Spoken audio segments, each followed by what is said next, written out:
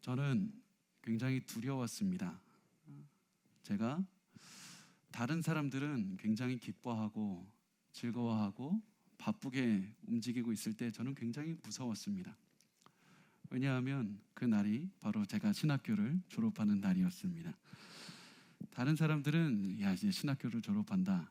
그래서 세상에 이제 사역을 하러 나갈 준비를 하느라고 굉장히 기뻐했고, 그래서 그 졸업식에 빨리 졸업식을 진행하려고 기쁜 마음으로 바쁜 마음으로 그렇게 움직이고 있었는데 저는 마음에 편하지가 않았습니다. 제 마음에 들려오는 생각은 이랬습니다. 야 나는 아직 준비가 안 된 것 같은데, 난 아직 신학에 대해서 잘 모르는 것 같은데, 난 아직도 성경에 대해서 잘 모르는 것 같은데, 내가 이미 다 신학교에서 나가려고 하면 어떻게 할까?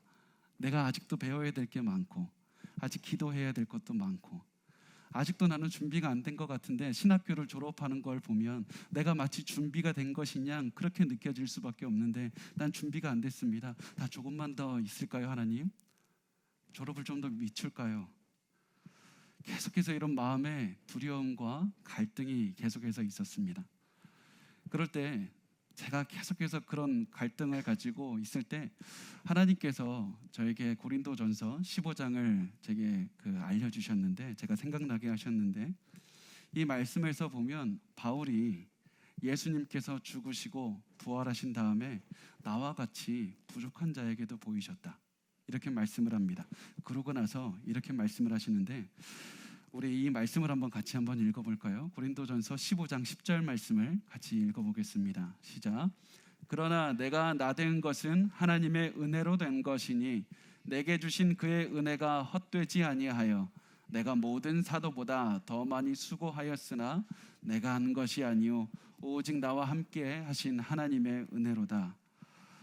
제가 이 말씀을 참 묵상하는데 내가 사도 바울만큼 저런 위대한 사람은 물론 안 되지만 그럼에도 불구하고 사도 바울이 느꼈던 그런 감정을 조금은 이해할 수 있을 것만 같았던 그런 시간이었습니다. 하나님께서 진짜 모든 것이 은혜다, 모든 것이 은혜다, 이 말씀을 계속해서 저에게 묵상하게 하시면서 이 말씀을 묵상하게 하신 이유가 마치 하나님께서 이 말씀을 통해서 제게 이렇게 말씀하시는 것 같았습니다. 하나님께서 너같이 부족한 사람도 사랑하셔서 너를 위해서 예수 그리스도를 보내셨고, 너같이 부족한 사람도 사랑하셔서 너를 위해서 예수 그리스도께서 죽으셨고, 또 너를 위해서 예수께서 부활하셨고, 하나님께서 너를 사랑하셔서 너같이 부족한 사람도 너에게 사명을 주셔서 세상에 보낸다. 모든 것이 하나님의 은혜다. 너가 자격이 있어서 능력이 있어서 무엇인가 많이 아래서 보내는 것이 아니라 모든 것이 하나님의 은혜다. 그래서 이제는 너가 세상에 나가서 다른 것을 전할 것이 아니라 너의 삶을 보여주면서 나를 사랑하신 하나님께서 나에게 많은 은혜를 보여주셨습니다. 모든 것은 하나님의 은혜입니다. 그래서 하나님의 은혜가 얼마나 큰지 세상에 전파하고 살아라. 하나님께서 저에게 그런 깨달음을 주셨습니다. 그날 이후로 제 삶에서 계속해서 중요하게 반복되고 제가 생각만 해도 눈물이 나게 하는 그런 말이 무엇이냐면 하나님의 은혜입니다.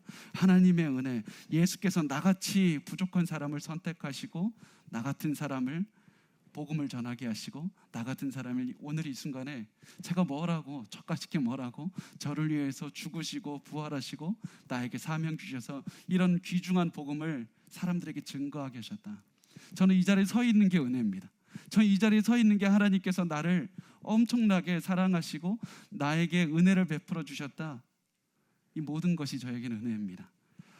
그래서 그런 생각을 하면서 제가 그 졸업식을 겨우겨우 눈물을 흘리면서 마쳤던 그런 기억이 납니다. 제가 그 감동이요 오늘 이 순간까지 계속해서 지속되고 있습니다. 제가 이 자리에서 그래서 할 수 있는 말은, 제가 무슨 위대한 말을 하겠습니까? 여러분보다 제가 무슨 지식이 더 많겠습니까? 지혜가 있겠습니까? 제가 할 수 있는 말은 예수 그리스도의 십자가의 은혜밖에 없습니다. 여러분, 저를 보시고 예수 그리스도의 십자가를 보십시오. 저를 보시고 예수 그리스도의 십자가가 얼마나 위대하신지 바라보십시오. 저의 삶을 통해서 이렇게 부족한 사람을 통해서도 하나님께서 위대한 그 보화와 같은 복음을 전하게 하셨는데 하나님께서 얼마나 은혜가 크신가. 여러분, 그 삶을 여러분, 저의 삶을 지금도 설교하게 하시는, 그리고 제가 오늘도 살아가게 하시는 그 복음의 능력, 예수 그리스도의 죽음과 부활의 그 능력을 여러분이 체험했으면 좋겠고, 여러분이 그것을 단순히 머리로 알지 않고 가슴으로 알았으면 좋겠습니다.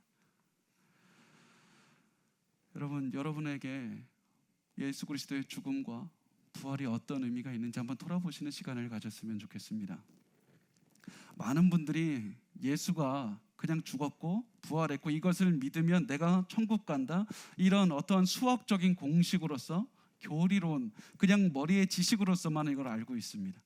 그런데 예수의 그 나를 향해서, 나를 위해서, 나 같은 사람을 위해서 죽으시고 부활하시고 나를 선택하셨다는 그 은혜를 체험하는 그 순간, 그것은 더 이상 내 머리에 있는 지식으로 남지 아니하고 내 가슴으로 내려오게 되고, 그 가슴으로 온 지식은 내 삶 전체를 바꿔서 내가 계속해서 그리스도의 복음과 은혜를 전하면서 살아갈 수밖에 없습니다. 여러분, 그 은혜를 체험하십시오.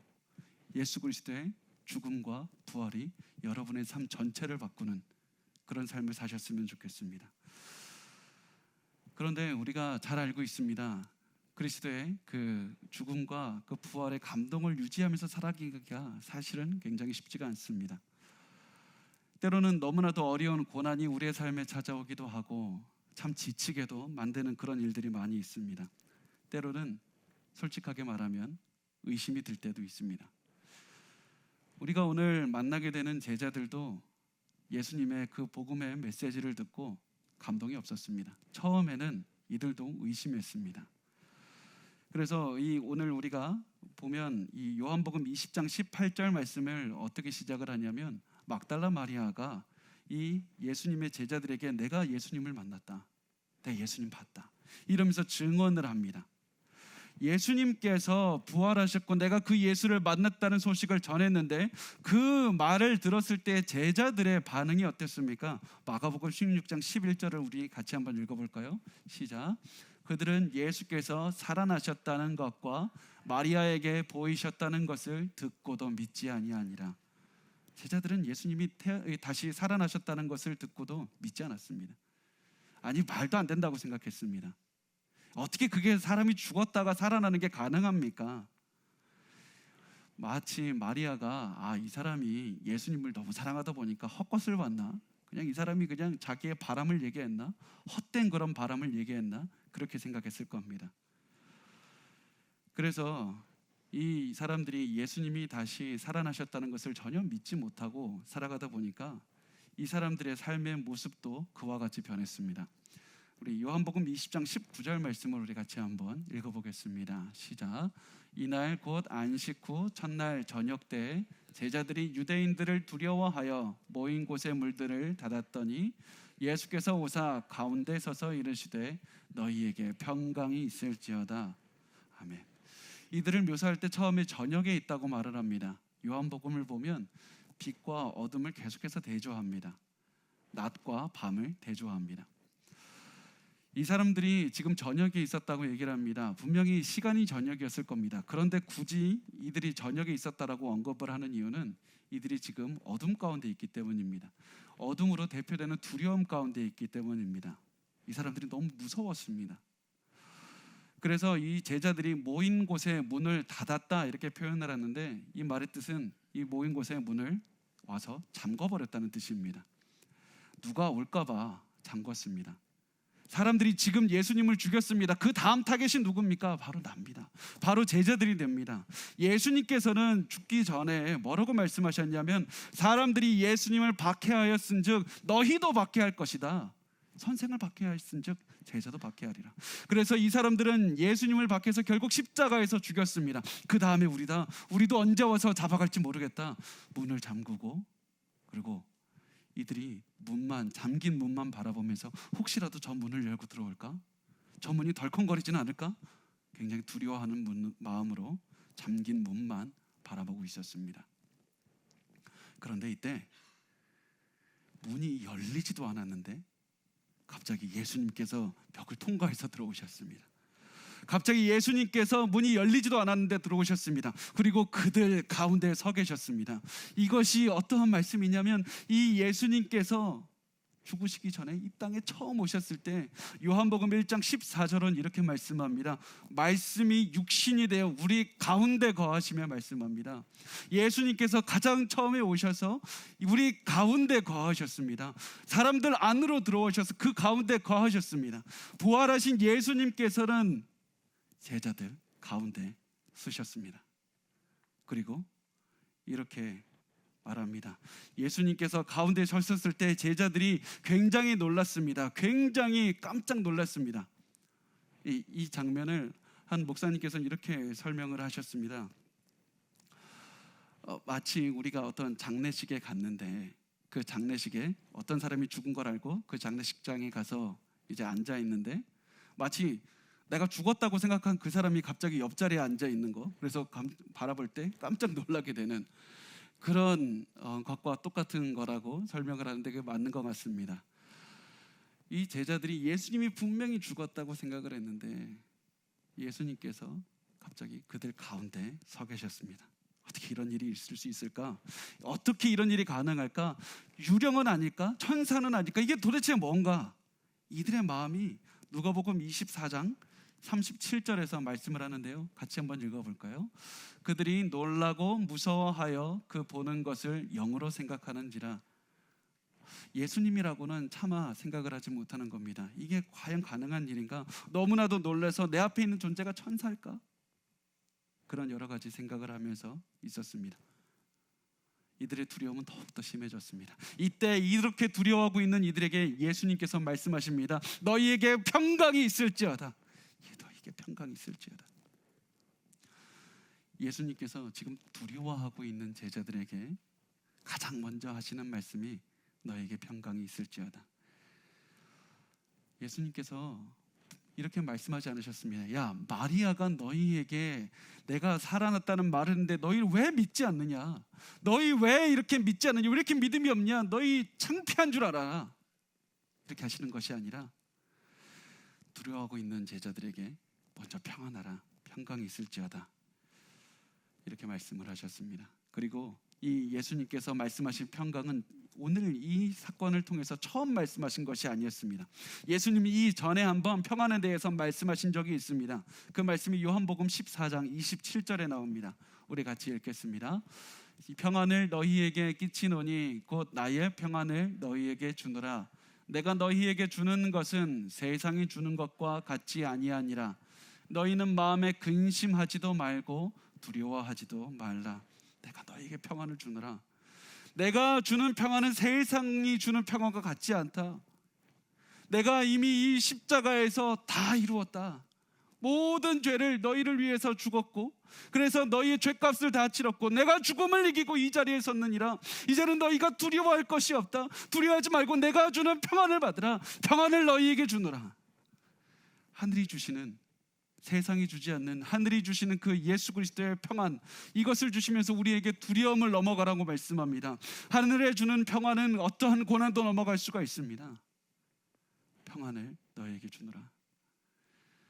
여러분, 이 고난 가운데 있을 때 예수께서 주시는 그 하늘에서 주시는 평안을 체험하신 적이 있습니까? 그 어떤 고난도 넘어갈 수 있게 하시는 그 평안을 체험하신 적이 있습니까?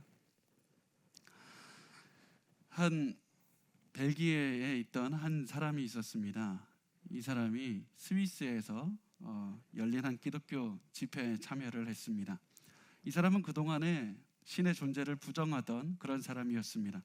그런데 이 집회에서 이 사람이 예수 그리스도의 그 십자가에 대해서 알게 됐고 자기의 삶을 예수께 헌신하게 됐습니다. 그러면서 매우 기뻐하면서 예배를 드리고 있었습니다. 매우 기뻐하고 예수님 감사합니다 이렇게 집회를 참여하고 있었는데 그 예배 때 메시지가 도착했습니다. 집에 빨리 전화를 하라고 그런 메시지가 왔습니다. 그래서 이 사람이 집에 전화를 했습니다. 그러니까 그 전화기 반대편에서는 흐느끼면서 아내가 이렇게 얘기를 했습니다. 우리의 9달 된 아들이 죽었습니다. 9달 된 아기가 죽었다고, 그래서 빨리 집으로 오라고. 그래서 그 남자는 빨리 짐을 싸서 이 집에 가려고 기차를 타고 이제 집에 가게 됐습니다.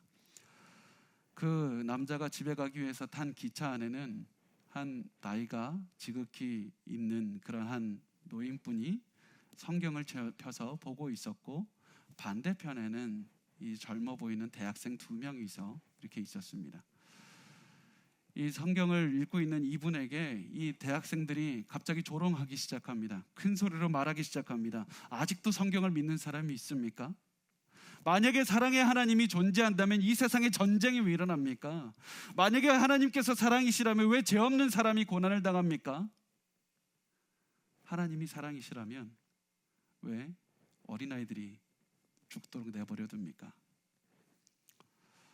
이 사람은 그 말을 듣고 이렇게 생각했습니다. 맞습니다. 하나님, 어떻게 내 아들을 그냥 죽게 내버려 둘 수가 있습니까? 내 아들이 왜 죽었습니까, 하나님? 그러면서 마음속에 분노가 치솟았습니다. 어떻게 이런 일이 가능합니까?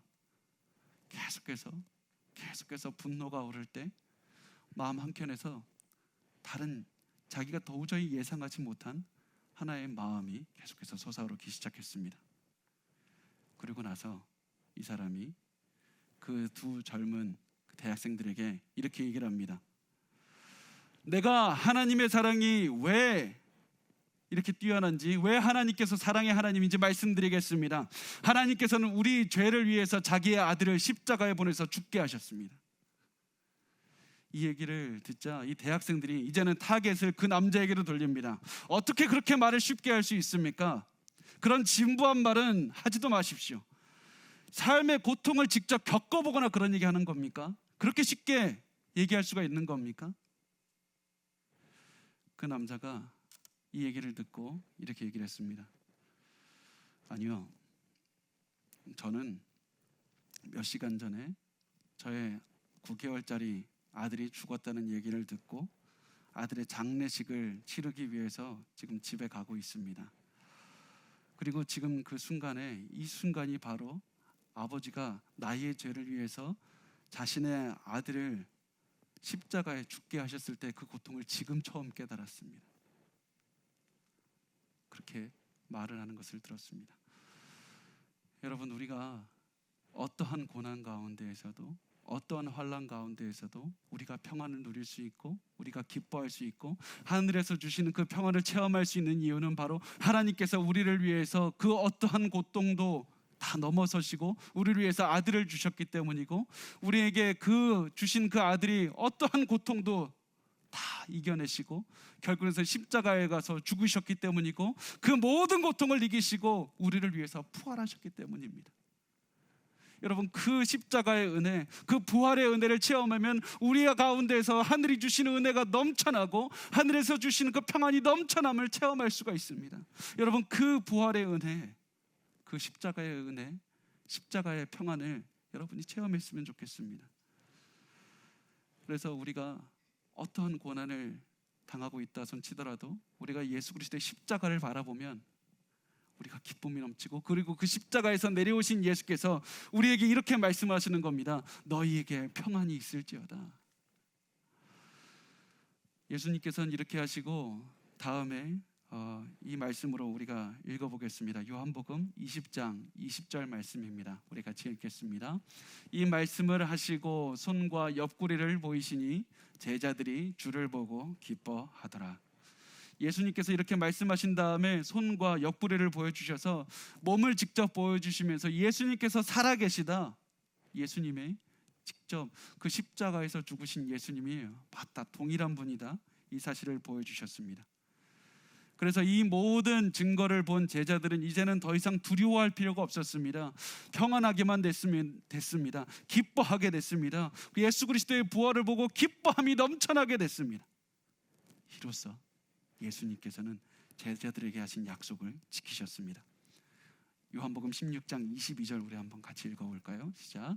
지금은 너희가 근심하나 내가 다시 너희를 보리니 너희 마음이 기쁠 것이요 너희 기쁨을 빼앗을 자가 없으리라. 너희 기쁨을 빼앗을 자가 없으리라. 너희가 근심했으나 이제는 내가 너희와 함께하고 너희가 다시는 근심하지 않고 기뻐하리라. 영원히 기뻐하리라. 기뻐하리라. 여러분, 예수께서는 단순히 너 그냥 수학 공식처럼 예수 죽으신 것 그리고 부활하신 것을 믿으면 천국 간다 이렇게 말씀하신 것이 아니라 너희가 예수 그리스도의 그 십자가의 보혈을 믿고 부활을 믿으면 내가 너희에게 영원한 기쁨을 주리라. 세상이 결코 망가뜨릴 수 없는 그 기쁨과 평안을 너희에게 주리라. 너희의 마음이 기쁠 것이요 너희 기쁨을 빼앗을 자가 없으리라. 여러분, 그 기쁨을 체험하십시오. 우리가 가지고 있는 모든 고난을 이겨낼 수 있는 힘은 바로 그 기쁨에 있습니다. 예수의 그 복음에 주는 그 기쁨에 있습니다. 그 복음의 기쁨을 체험하십시오. 그리고 예수께서는 단순히 이것을 우리에게 체험하게 하실 뿐만 아니라 이것을 증거하게 하셨습니다. 요한복음 20장 21절 말씀 우리 같이 읽어보겠습니다. 시작. 예수께서 또 이르시되 너희에게 평강이 있을지어다. 아버지께서 나를 보내신 것 같이 나도 너희를 보내노라. 예수님은 아직도 좀 놀라 있는 그런 제자들에게 다시 한번 말씀하십니다. 너희에게 평강이 있을지어다. 평안하라, 평안하라. 그리고 이들에게 사명을 주십니다. 아버지께서 나를 보내신 것처럼 나도 너희를 보내노라. 이 말씀은 단순히 이제는 내가 조금 있으면 떠나가니까 너희가 내 자리 대체해서 그냥 열심히 살라, 열심히 내가 하던 것처럼 하면 된다, 이런 말씀이 아닙니다. 이제는 내가 아무리 떠나더라도 내가 너희를 통해서 일을 한다. 예수 그리스도의 사역은 계속해서 제자들을 통해서 계속해서 지속이 되고, 제자들을 통해서 예수께서 많은 사람들을 만지시고, 그 제자들을 통해서 만지신 예수님은 오늘날 교회를 통해서 성도들을 통해서 계속해서 사역을 하십니다. 이 사역은 우리의 능력으로 우리가 하는 것이 아니라 예수 그리스도의 이 능력에 힘입어서, 예수의 힘에 힘입어서 할 수밖에 없는 것입니다. 그래서 예수님은 우리를 통해서 계속해서 일하십니다. 그래서 이 능력이 우리에게서 난 것이 아니기 때문에 예수님께서는 이렇게 사역을 하게 하시고 다음에 이렇게 말씀을 하십니다. 22절 말씀을 우리 같이 한번 읽어보겠습니다. 시작. 이 말씀을 하시고 그들을 향하사 숨을 내쉬며 이르시되 성령을 받으라. 숨을 내쉰다는 것은 이 호흡이 바로 성령을 상징하기 때문입니다. 성령이 주시는 초자연적인 능력이 없이는 절대로 이해를 할 수가 없다. 성령이 없이는 사람이 믿게 할 수도 없고 깨닫게 할 수도 없고 전하게 할 수도 없다. 성령이 아니고서는 그 무엇도 할 수가 없다. 그래서 예수께서는 숨을 내쉬며 이르시되 성령을 받으라. 예수께서 성령의 능력에 의해서 사역하셨듯이 너희도 성령의 능력에 의해서 사역해야 된다. 그러면서 23절에 말씀합니다. 우리 같이 읽어보겠습니다. 시작. 너희가 누구의 죄든지 사하면 사하여질 것이요 누구의 죄든지 그대로 두면 그대로 있으리라 하시니라. 이 말씀은 우리가 누구에게 죄를 사합니다 이렇게 얘기하면 갑자기 죄가 없어진다는 것도 아니고, 당신 죄 용서 안 합니다 그러면 그 죄가 있다는 것도 아닙니다. 우리에게는 그런 능력이 없습니다. 이 말씀은 우리가 복음을 성령의 능력에 힘입어서 복음을 전파했을 때, 복음을 그 있는 그대로 전파했을 때, 그 말을 사람이 들었으면, 그 말을 듣고 회개하여 예수 그리스도를 믿으면 그 사람이 죄가 깨끗하여지고 용서받은 것을 깨닫게 될 것이요, 그 사람이 그 복음의 메시지를 거부한다면 그 사람의 죄는 계속해서 용서받지 못한 채로 남아있을 것이다. 그러므로 너희에게 주는 그 사명은 복음을 있는 그대로 전파하라. 복음을 언제든지 전파해야 된다. 너희가 깨달은 그 기쁨과 평안을 이 세상에 전파하고 그 있는 그대로 예수 그리스도의 죽음과 부활을 전파하며 살아가는 것. 세상이 아무리 너희를 힘들게 해도, 아무리 환경이 어려워도 성령에 의해서, 성령에 의지해서 복음의 메시지를 증거하면서 살아가라고 말씀을 합니다. 이것이 우리에게 주신 하나님의 사명입니다. 여러분, 그것을 반드시 기억하십시오. 하나님께서 우리에게 은혜와 기쁨을 체험하게 하셨다면 그것을 반드시 흘려보내야 됩니다. 그것이 우리의 사명입니다. 이렇게 하나님께서 중요한 말씀을, 예수님께서 중요한 말씀을 하시는 자리에 한 명이 없었습니다. 바로 도마였습니다. 제자들이 다 모인 자리에 도마가 없었습니다. 그래서 제자들이 이 예수께서 다시 사셨다, 내가 그 예수를 만났다, 이렇게 하고서는 그 도마에게 찾아가서 그 소식을 전했습니다. 그러자 도마가 이들에게 이렇게 말을 합니다. 우리 요한복음 20장 25절 말씀 같이 읽겠습니다. 시작.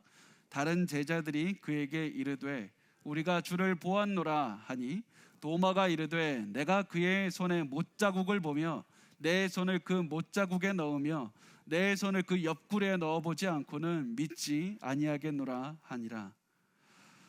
이 도마는 내가 예수님의 손과 옆구리에 난 상처를 직접 만져보지 않으면 내가 믿지 못하겠다, 이렇게 얘기를 합니다. 왜 그렇게 말을 했냐면 도마는 지극히 현실주의자였습니다. 지극히 현실적이었습니다. 그 누구보다도 의심이 많았던 것이 아니라 여러분과 저처럼 현실적이었기 때문이었습니다.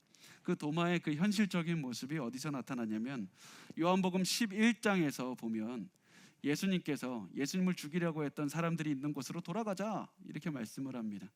그러니까 제자들이 예수님 그러면 큰일 납니다. 거기 돌아가면 안 됩니다. 그렇게 얘기를 하니까 예수님께서 야, 그래도 거기로 가야 돼, 말씀을 하니까 거기서 도마가 다른 제자들한테 이렇게 말합니다. 우리도 주와 함께 죽으러 가자. 아휴, 죽으러 가자, 이렇게 말하는 모습을 보여줍니다. 도마는 굉장히 현실적이었습니다. 앞으로 내가 예수를 따르면 야, 이때 위험이 뭐가 있고 이렇게 되면 내가 죽을 수도 있다, 이런 여러 가지 상황을 다 알고 있었던 굉장히 저와 여러분과 같은 현실적인 사람이었습니다. 이 사람이 예수님의 그 부활하셨다는 소식을 듣고 당연히 믿지 못하는 그런 모습을 보입니다. 우리는 보통 그런데 이 도마를 보면서 비난합니다. 어떻게 그렇게 믿지 않을 수가 있는가? 어떻게 그렇게 의심할 수가 있는가? 다른 제자들 다 믿었는데 어떻게 이렇게 의심할 수가 있는가? 과연 다른 제자들은 다 믿었을까요? 우리 한번 요한복음 20장 26절 말씀을 같이 읽어보겠습니다. 시작. 여드레를 지나서 제자들이 다시 집 안에 있을 때 도마도 함께 있고 문들이 닫혔는데 예수께서 오사 가운데에 서서 이르시되 너희에게 평강이 있을지어다 하시고, 다음 주일이 됐습니다. 제자들이 다시 모였습니다. 도마도 같이 모였습니다. 그런데 이들은 분명히 예수님의 그 부활하신 것을 봤습니다. 그런데 어떻습니까? 여전히 집 안에 있는데 문들이 닫혔다, 다시 문 잠그고 무서워서 숨어있는 모습을 보여줍니다. 이들은 분명히 예수님의 부활하신 것을 봤지만 여전히 무서웠습니다. 여전히 두려웠고 여전히 힘들었습니다. 내가 예수님의 죽으셨다가 부활하신 것을 보긴 했는데 내 마음이 움직여지지 않습니다. 제대로 믿어지지가 않습니다. 여전히 나는 두렵고 여전히 나는 힘듭니다. 그렇게 도마와 함께 모든 제자들이 숨어 있을 때 예수님께서 또다시 예상치 못하게 오셨습니다. 또다시 제자들의 그 문을 열지 않고 문을 통과해서 오시고 제자들 가운데 서셨습니다. 그리고 야, 너네 언제까지 내가 말을 해야 될까? 나무라지 않고 또다시 너희에게 평강이 있을지어다, 두려워하지 말라, 평강이 있을지어다, 내가 주는 이 평안을 체험하라, 이렇게 말씀하신 다음에 곧바로 도마를 바라보셨습니다. 27절 말씀입니다. 같이 읽겠습니다. 도마에게 이르시되 내 손가락을 이리 내밀어 내 손을 보고 내 손을 내밀어 내 옆구리에 넣어보라. 그리하여 믿음 없는 자가 되지 말고 믿는 자가 되라. 예수님께서는 도마가 내가 예수님의 저 손에 손가락을 넣어보지 않고서는, 내가 저 옆구리를 만져보지 않고서는 내가 예수님인 걸 믿지 않겠다, 이 말할 때 예수님 옆에 없었습니다. 예수님은 그 근처에도 없었습니다. 그런데 누군가 아무런 질문을 하기 전에 예수님께서는 오셔서 가장 먼저 도마를 보시면서 내 손을 보라, 내 옆구리를 보라. 아마 이 말을 들었을 때 도마는 굉장히 놀랐을 겁니다. 예수께서 내가 한 말을 다 알고 계실 뿐만 아니라 내가 의심한다고 나무라지 않으시고 오히려 나를 비난하지 않으시고 내가 궁금해하는 그것을 오히려 풀어주셨습니다. 내 손을 보고 내 옆구리를 보라. 그러면서 믿으라고 말씀을 하셨습니다. 그런데 우리가 여기서 한 가지 궁금한 점이 생기지 않습니까? 예수님께서 부활을 하셨는데 왜 몸에 상처가 여전히 남아 있을까요? 예수님께서 분명히 다시 부활을 하셨을 때 모든 상처도 다 없애시고 옆구리의 상처든지 손의 상처든지 다 없애주시면 좋은데 굳이 부활하시면서 그 손과 옆구리의 상처는 여전히 남아 있습니다. 도대체 왜 그럴까요? 우리 그 대답을 우리 이사야서 53장 5절 말씀에서 한번 찾아보겠습니다. 시작. 그가 찔림은 우리의 허물 때문이요 그가 상함은 우리의 죄악 때문이라. 그가 징계를 받음으로 우리는 평화를 누리고 그가 채찍에 맞음으로 우리는 나음을 받았도다. 예수님이 찔리고 그렇게 손에 있는 못자국과 창자국, 이게 단순히 다른 자국이 아니라 예수님이 우리를 사랑하신다는 그 증거였고, 우리가 예수님의 그 상처 때문에 평안을 받았다는 그런 증거였습니다. 다른 증거가 아니라, 단순히 다천 증거가 아니라 예수님께서 진정으로 우리를 사랑하신다는 그 증표가 바로 손에 있었고 옆구리에 있었습니다. 그래서 예수님께서는 이 도마에게 단순히 이 상처를 보여주신 것이 아니라 내가 너를 이렇게 사랑한다고, 내가 너 이렇게 사랑한다, 나의 사랑을 보고 나를 믿으라 말씀을 하셨습니다. 그리고 이 사랑의 증거, 사랑의 이 상처를 보고 도마가 이렇게 고백을 합니다. 요한복음 20장 28절 말씀입니다. 같이 읽겠습니다. 도마가 대답하여 이르되 나의 주님이시요 나의 하나님이시니이다. 예수님의 사랑의 상처를 본 의심하던 도마가 기독교인들이 할 수 있는 가장 최고의 그런 고백을 하게 됩니다. 예수님은 나의 주인일 뿐만 아니라 나의 하나님이 되십니다. 이렇게 고백합니다. 지금까지 있었던 가장 의심했던, 마지막까지 의심했던 이 사람을 예수님께서 버려두지 않으시고 선택하시고 찾아가셔서 예수님의 사랑의 증표를 보여주시고 나를 믿는 자가 되라. 그래서 이 사람에게서, 이 요한복음에서 가장 중요한 이 고백, 예수님께서 나의 주님이시고 나의 하나님이십니다, 이 고백을 하게 하신 그런 은혜가 있는 겁니다. 그리고 이 도마의 고백은 단순히 내 마음이 변했습니다. 내 생각이 변했습니다. 내가 이제는 예수님을 믿는 그런 마음을 갖기로 했습니다. 거기서 끝나지 않습니다. 이 도마의 고백은 내 삶을 변화시키겠습니다. 이제부터 예수 그리스도를 위해서 살아가겠습니다. 삶을 변화시키겠다는 그런 다짐이기도 했습니다. 왜냐하면 당시 로마 황제들이 자기를 주님이라고 그렇게 지칭했고 나를 신이다 그렇게 지칭했기 때문입니다. 이제는 내가 로마 황제가 주인이고 신인 삶을 사는 것이 아니라 예수께서 주인이고 신인 삶을 살겠습니다. 내가 이 삶이 세상의 삶과 세상의 문화와 그렇게 부딪힌다 할지라도 나는 예수 그리스도만을 바라보며 주인이시고 하나님이신 예수 그리스도만을 따르겠습니다. 예수는 나의 주님이시고 나의 하나님이십니다. 그리고 그 삶이 바로 저의 삶이고 여러분의 삶이었으면 좋겠습니다. 그 예수 그리스도의 사랑의 십자가의 손을 바라보시고 옆구리의 그 창자국을 바라보시고, 여러분의 삶에서도 단순히 내가 머리로 하는 예수가 아니라, 내가 그냥 항상 들어왔기 때문에 그렇게 무의식적으로 말하는 그것이 아니라 내 마음속에서 눈물이 나면서 기쁨으로 예수님은 나의 주님이시고 예수님은 나의 하나님입니다, 이렇게 고백하셨으면 좋겠습니다. 이럴 때 우리의 모든 고난을 이겨낼 수가 있습니다. 이럴 때 우리가 모든 어려움을 이겨낼 수가 있습니다. 자, 그리고 요한복음 마지막 20장 30절과 31절은 이렇게 마치게 됩니다. 우리 같이 읽겠습니다. 예수께서 제자들 앞에서 이 책에 기록되지 아니한 다른 표적도 많이 행하셨으나 오직 이것을 기록함은 너희로 예수께서 하나님의 아들 그리스도이심을 믿게 하려 함이요 또 너희도 믿고 그 이름을 힘입어 생명을 얻게 하려 함이니라. 아멘. 요한은 지금 예수님께서 많은 표적을 행하셨지만 그 중에서 표적 몇 가지만 써놨다. 그리고 그 몇 가지를 고른 그 기준이 무엇이냐, 목적이 무엇이냐, 예수님께서 하나님의 아들이시고 그리스도이심을 믿게 하기 위해서 몇 가지만 적었다. 그리고 그 요한이 적은 여러 가지 표적 중에 마지막 표적이 무엇인지 아십니까? 죽은 사람을 살리는 기적입니까? 병을 고치는 기적입니까? 바로 의심 많던 도마가 예수를 믿게 하고 나의 주, 나의 하나님 이렇게 고백하게 하는 것이 바로 마지막에 기록된 표적입니다. 그리고 그 표적이 우리의 삶에서도 이루어지는 그런 은혜를 체험하게 하셨습니다.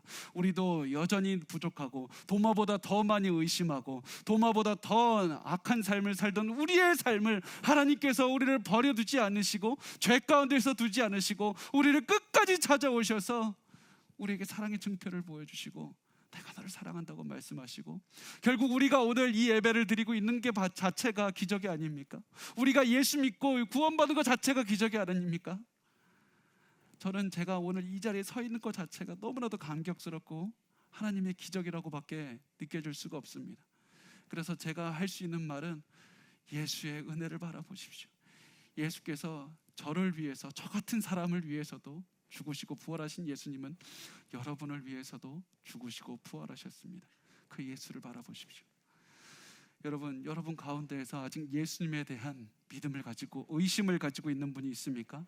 의심이 있다면 예수께로 오십시오. 예수께서 여러분에게 그 손과 옆구리를 보여주시면서 여러분을 사랑한다고 말씀하실 겁니다. 여러분 고난 가운데 두려움이 있는 분이 있습니까? 예수께로 오십시오. 예수께서 여러분에게 천국에서 주는 그 천상의 평안함을 여러분에게 주실 겁니다. 여러분 아픔이 있고 두려움이 있고 힘듦이 있습니까? 예수께로 오십시오. 예수께서 여러분의 마음을 위로하시고 세상에 줄 수 없는 그러한 기쁨을 여러분의 삶 가운데서 넘치게 채워주실 겁니다. 예수께로 오십시오. 제가 체험한 그 엄청난 은혜를 주시는 예수께서 여러분의 삶에서도 엄청나게 많은 은혜와 사랑과 기쁨으로 채워주실 줄 믿습니다.